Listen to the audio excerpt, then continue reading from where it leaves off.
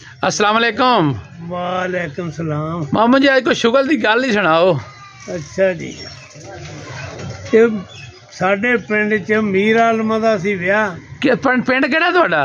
साडा पिंड सी दाचा कोडां वाला। अच्छा, चीचा वतनी च? चीचा वतनी च। अच्छा, ते उत्थे मीर आलमा दे सीगा विआह ते कुड़ी लिआए हो बाहरों विआह के। हाँ। ते मीर आलम जेड़े सीगे वो कोई माड़ा मोटा मंगदे मुंगदे भी सी। अच्छा। ते मुंडा भी नलैक जिहा सीगा। अच्छा। ते 5-10 दिन हो गए ना विआह ही नूं। ते ਉਹ ਕਹਿੰਦਾ ਵੀ ਮਾਂ ਪਿਓ ਕਹਿੰਦਾ ਤੈਨੂੰ ਤਾਂ ਰੋਜ਼ ਰੋਟੀ ਦਿੰਦੇ ਸੀ ਤੇ ਹੁਣ ਇਹਨੂੰ ਵੀ ਦਿੰਨੇ ਆ, ਤੂੰ ਭਾਈ ਆਪਣਾ ਲਹਿਦਾ ਹੋ ਜਾ ਤੇ ਕਮਾ ਕੇ ਉਹਦੇ ਟੱਬਰ ਨੂੰ ਵੀ ਖਵਾ। ਆਪ ਦਾ ਕਮਾ ਆਪ ਦਾ ਖਾ, ਆਪ ਦਾ ਖਾ, ਢੀਠ ਪੁਣਾ ਨਾ ਕਰ। ਅੱਛਾ। ਉਹ ਕਹਿ ਵੇਖ ਕੇ ਤੇ ਉਹਨਾਂ ਨੇ ਜਿਹੜੇ ਕੋਈ ਭਾਂਡੇ ਤੋਂ ਕੌਲੀਆਂ ਸਾਈਡ ਤੇ ਰੱਖਤੀਆਂ, ਉਹਨਾਂ ਦੀਆਂ ਜਿਹੜਾ ਥੋੜਾ ਬਹੁਤ ਸਮਾਨ ਸੀ ਉਹ ਸ਼ਾਮ ਪਈ ਨਾ ਜਦੋਂ ਰੋਟੀ ਦਾ ਟਾਈਮ ਹੋਇਆ ਤੇ ਉਹਦੇ ਟੱਬਰ ਨੂੰ ਕਹਿੰਦਾ ਤੂੰ ਨਵੀਂ ਨਵੀਂ ਆਈ ਆ। ਹਾਂ। ਤੇ ਗੋਲਡੀਆਂ ਤੇ ਜਾ ਕੇ 2-4 ਰੋਟੀਆਂ ਫੜ ਲਿਆ, ਸ਼ਰਮੋ ਸ਼ਰਮੀ ਦੇ ਦੇਣਗੇ। ਅਗਲੇ ਘਰੋਂ ਦਾਲ ਦੂਲ ਲਿਆਈ। ਉਹ ਵਿਚਾਰੀ ਗਈ ਤੇ ਉਹਨਾਂ ਨੇ ਬਈ ਪਰੌਣੀ ਆ ਤੇ ਸ਼ਰਮੋ ਸ਼ਰਮੀ ਉਹਨਾਂ ਕੋਲ ਰੋਟੀਆਂ ਫੜਾ ਦੀਆਂ, ਕੋਈ ਸਾਲਨ ਸੂਲਨ ਦੇਤਾ। ਉਹ ਕਹਿੰਦੀ ਇੱਕ ਬੰਦਾ ਮਿਲਿਆ, ਪੁੱਤ ਤੂੰ ਕਿੱਥੇ ਫਸ ਗਏ ਆ? ਇਹ ਤਾਂ ਮੁੰਡਾ ਨਿਕੰਮਾ। ਅੱਛਾ।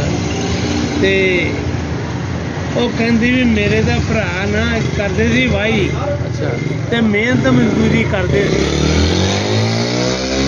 ਉਹਨਾਂ ਵਾਲਾ ਕੰਮ ਅਸੀਂ ਤਾਂ ਕੀਤਾ ਹੀ ਨਹੀਂ ਸਾਰੀ ਉਮਰ। ਤੇ ਮੈਂ ਮੁਕੱਦਰ ਮਾੜੇ ਬੰਦਾ ਮੇਰਾ ਜਿਹੜਾ ਨਾ ਹੁਣ ਉਹ ਪਿਆ ਲੰਮਾ ਘਰੇ ਤੇ ਉਹ ਕਹਿੰਦਾ ਵੀ ਜਾ ਲਿਆ। ਤੇ ਮੈਂ ਆਈ ਆ, ਨਾਲੇ ਤਾਂ ਮਜਬੂਰੀ ਨਾਲ ਮੰਗਦੀ ਆ, ਨਾਲੇ ਮੇਰੇ ਦਿਲ ਨੂੰ ਸ਼ਰਮ ਬੜੀ ਆਉਂਦੀ ਆ।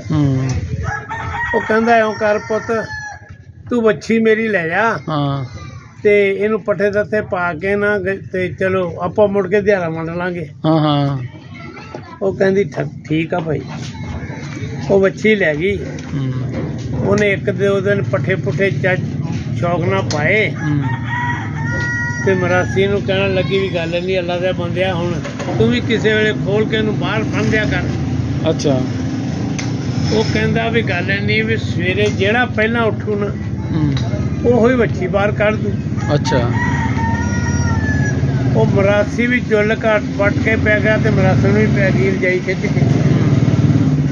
ਜਦੋਂ ਖਿੱਚ ਕੇ ਪਈ ਨਾ ਤੇ 8-9 ਵੱਜ ਗਏ, ਬੂਹਾ ਲੱਗਾ ਅੰਦਰੋਂ। ਉੱਠਣ ਨਾ ਉਹ ਬੂਹਾ ਆਂਡੀਆਂ ਗੋਂਡੀਆਂ ਨੇ ਆਵਾਜ਼ਾਂ ਮਾਰੀਆਂ ਤੇ ਉਹ ਬੂਹਾ ਨਾ ਬੋਲਣ ਨਾ ਬੂਹਾ ਖੋਲਣ। ਉਹ ਪਰੇਸ਼ਾਨ ਹੋ ਗਏ ਤੇ ਉਹਨਾਂ ਨੇ ਬੂਹਾ ਪੜਤਾ। ਅੱਛਾ। ਪਟਤਾ ਨਾ ਇਧਰ ਆ ਜਾਓ ਜੀ, ਦਰਸ਼ਨ ਸਾਹਿਬ ਇੱਧਰ ਆ ਜਾਓ। ਉਹਨਾਂ ਨੇ ਸਰਕਾਰ ਬੂਹਾ ਪੜਤਾ। ਅੱਛਾ।